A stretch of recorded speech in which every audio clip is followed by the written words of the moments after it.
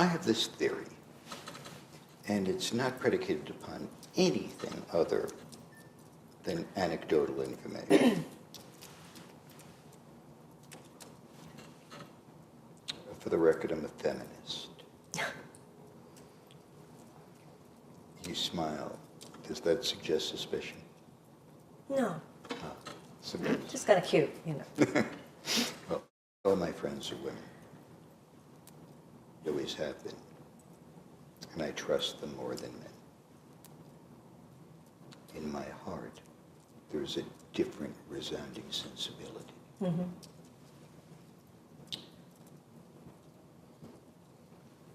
When Gloria Steinem and Betty Friedan, Camille Paglia, and others wrote and spoke, and there was this 60s transformation that occurred. I just point to that era. It could have occurred far earlier with suffragettes. One of the things that I lamented was that the liberation of women would ultimately result in a sense of a loss of romance. And a loss of the feminine. I mean, there's a huge... loss of the feminine, although that, kind of goes up against feminist grain, like represents the loss of the masculine in terms of dominance, but just the sense that the day that a woman said to a man, look, I don't want to pick up the dry cleaning, and there is no time for me to go to Ralph's to buy the food, to have a home-cooked meal at the table, etc. And, I have my own mission, I have my own agenda, just the way you do. So can we just meet at a restaurant tonight? And by the way, I have to be up at 6 o'clock in the morning, so we can't stay up too late. And we know the subtext of what that references. And there was a shift. There was a shift. So first I want you to comment upon my perception, and two, I want to ask a specific question. Does the liberation of women, which I acknowledge represents the liberation of all of us,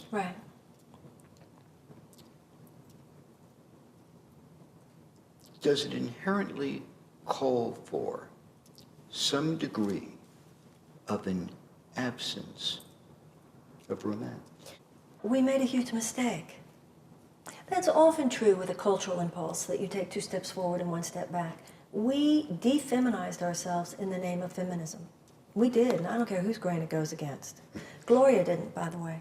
Gloria was never not a juicy, gorgeous, feminine woman. Indeed. Absolutely. Oh, yeah. But the general impulse was absolutely that, and it deeply wounded women of my generation. Deeply. The good thing is, we've figured that out, and the last 10 years has been about refeminizing, refinding our feminine. Absolutely. We suppress our own feminine, and if you want a man to be in his masculine, the best way to do that, if that's what you're attracted to, is be in your feminine. Yeah. And if we weren't in our feminine, it's like Pat Allen says, 2 feminine cancel each other out, 2 masculine cancel each other out. When a woman is in her masculine, a man either has to go into his feminine or he has to leave. Yeah. And many of us experience that numerous times. But I think because of the work of Pat Allen and others like her, John Gray, how that conversation has been very much, part of what women have been about for the last 10, 15, 20 years. For me, it was life-changing and very, very helpful. And it was for many women that I know. So absolutely, when I became a man, and I thought I had to, I didn't realize I was becoming a man. I didn't realize I had bought into a philosophy that basically made the feminine within me wrong. I didn't realize that that's what made it so hard to find men and be with men. But once I did learn that, I worked hard to change. As did many people that I know. That's not new anymore. And I've been happy for these younger women who I see did not make that mistake. They didn't, because they weren't brought up in a generation where we had to make a choice. I mean, once again, European women didn't go through this. American women, you can be hot and sexy, or you can be smart and taken seriously. That was what it was like then. Yeah. We had to suppress that aspect of ourselves, which was a terrible psychic violation of our own selves. You know, I joked several years ago, you know, because in those days it was like, I'm more than a beautiful body, you know, I have a mind, you know. I'm not just a body, I'm a mind. And a couple of years ago I said, you know, now I feel like thinking, I'm not just a mind, you know. What did you mean by that? You said something 2 minutes ago when you said, when I became a man. Well, in the ways that you said, if a woman feels as we felt at that time, there was this horrible psychic split. You can be smart and taken seriously, or you can be hot and sexy. Like there was something wrong about being desirable. Mm-hmm. There was something wrong about being feminine. Mm-hmm. That it was weak, and it meant the woman didn't have respect for herself, and all this stuff, and it was a game. And I learned over the years, there's a difference between a game and a dance. Yeah. It's not a game, it's a dance. It's a minuet. Oh, I love that. So, but who knew? And at that time we didn't. And we went into a place within ourselves. It's one thing to reclaim the suppressed masculine within women for so many years. You know, the directional, the intentional, we can go out and do it. It was pent up for hundreds of years. So of course we had to experience it. But as Germaine Greer said, the opposite of patriarchy is not matriarchy, but fraternity. What we want is to have both aspects of ourselves. So women of my generation, we suppressed the feminine, became overbalanced in the masculine, and the work of the last few years is to be both and have both. You know, but at that time we had to fight for, and another thing was that a lot of younger women don't realize, because younger women, and I think this is true of every generation saunters through doors that has no experience of another generation having had to like claw their way.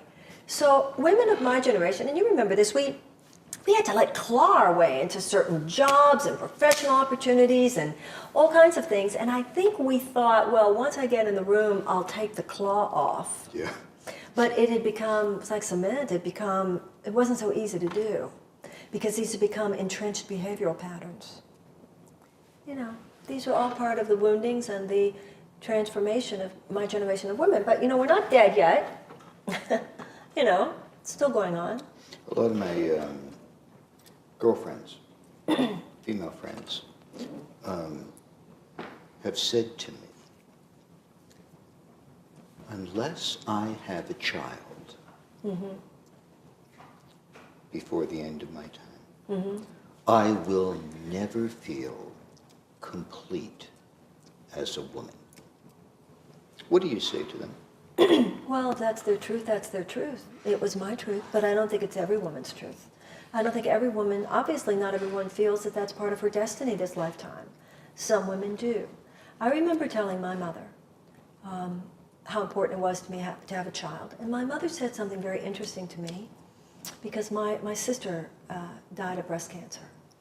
And my mother said to me when I told her I needed to have a child, I didn't want to miss that experience. I remember my mother saying to me, and she had 3 children, and her life was devoted to her children and to her husband. But she said to me, once you have a child, there's a potential for heartbreak in your life every single day. I never forgot that. Which is true, but who of us would trade the miracle of parenthood? So I'm one of those women who felt that way and feels so grateful to have a child. And my biggest regret is that I didn't have more. Really? Mm-hmm. Really? Yeah, if you said to me, what do you regret? That's what I'd say I regret. Yeah. That was my next question. Yeah. Yeah. Besides not having another child, what do you regret? You know, I mentioned earlier when we were talking about men, there have definitely been situations in my life where I feel that I spiritually was at a point of magnetizing situations where I was not psychologically and emotionally mature enough to hold them once they came. and I regret. You're an example, actually, in my life, Elliot, of someone I'm wise enough, not that I wouldn't have been in the past with you, but I'm more now than ever. You really know what you're talking about certain things, and I really listen.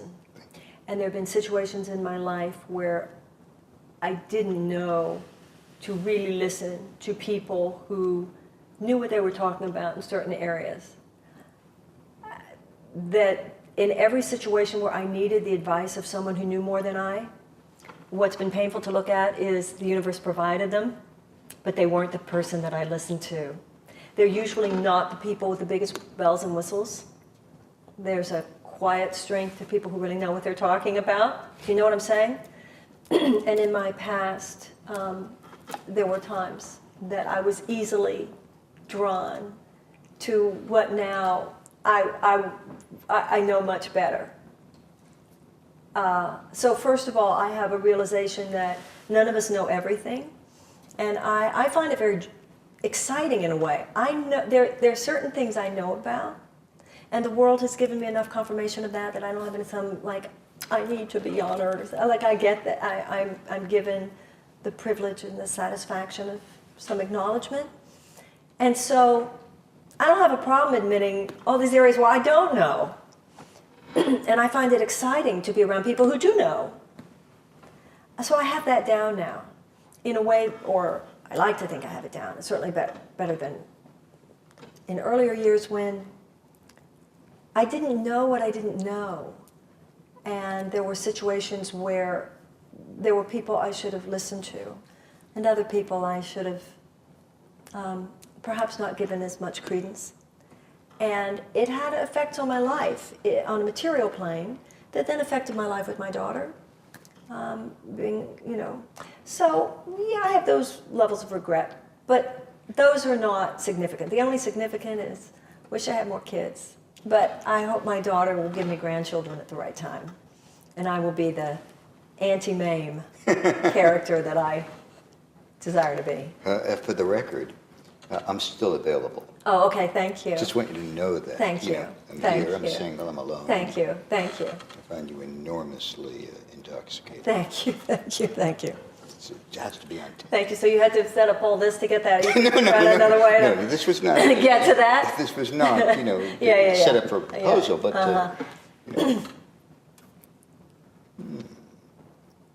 sorry.